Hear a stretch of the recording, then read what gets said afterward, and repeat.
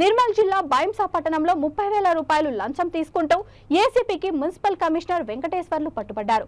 బాధితుడు 2 సంవత్సరాల క్రితం ఇంటి నిర్మాణం చేపట్టారు. చట్ట విరుద్ధంగా ఇంటి నిర్మాణం చేశావని నోటీసులు జారీ చేశారు. కాగా ఇంటి యజమాని నెల రోజుల క్రితం కూడా ట్యాక్స్ కట్టినా కూడా బెదిరింపులతో డబ్బులు డిమాండ్ చేశారు. ఇంటి యజమాని ఏసీపీకి సమాచారం అందించగా municipal commissioner Venkateswarlu bill collector విద్యాసాగర్ను 30,000 లంచం తీసుకుంటూ పట్టుకున్నారు. ఏసీబీ అధికారులు వీరికి అదుపులో తీసుకొని కరీంనగర్ డీఎస్పీ కార్యాలయానికి తరలిస్తున్నామని డీఎస్పీ రమణమూర్తి తెలిపారు.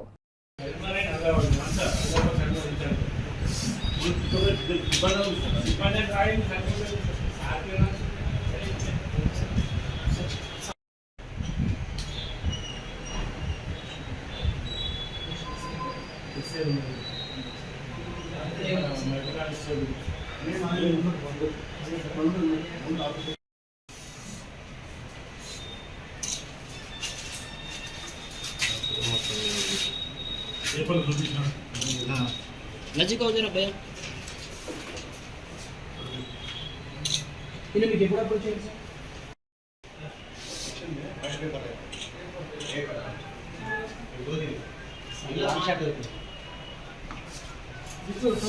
కమిషన్ ఇన్వాల్వ్మెంట్ లేదు ఎవరిదే లేదు टैक्स 30,000 टैक्स परमिशन 2022 में परमिशन लेने के बाद भी टैक्स क्लियर करने के बाद भी उन्होंने बिल्डिंग का परमिशन नहीं है बोल के नोटिस भी जाएगा। या तो गिरा दे दूँ या तो आके पैसे दे दो। कितना पूछा था? 30,000 ना कि 30,000 रुपये दे दो। सबसे बात करें सबसे बड़ा एसीबी के पास गए वो एसीबी से बात जाए एसीबी को मिल के एसीबी के हाथ से पकड़ा गया।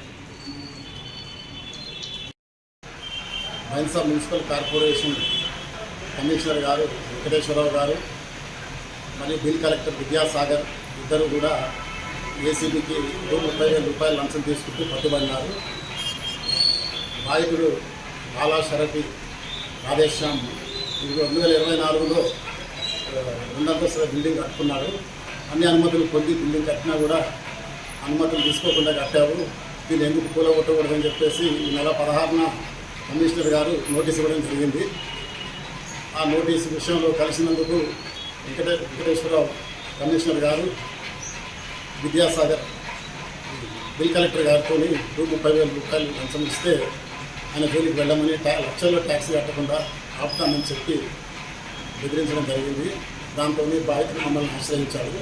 ఈరోజు 30,000 రూపాయలు బాధితుడు విద్యాసాగర్ ద్వారా వెంకటేశ్వరరావు గారికి లంచం ఇస్తూ రెడ్ హ్యాండెడ్గా పట్టించడం జరిగింది. విద్యాసాగర్ బిల్ కలెక్టర్ గారు మరియు వెంకటేశ్వరరావు మున్సిపల్ కమిషనర్ గారిని ఇద్దరిని కూడా అరెస్ట్ చేసి స్పెషల్ కోర్టు కరీంనగర్లో హాజరుపరచబోతున్నాము. కేసు పరిశోధన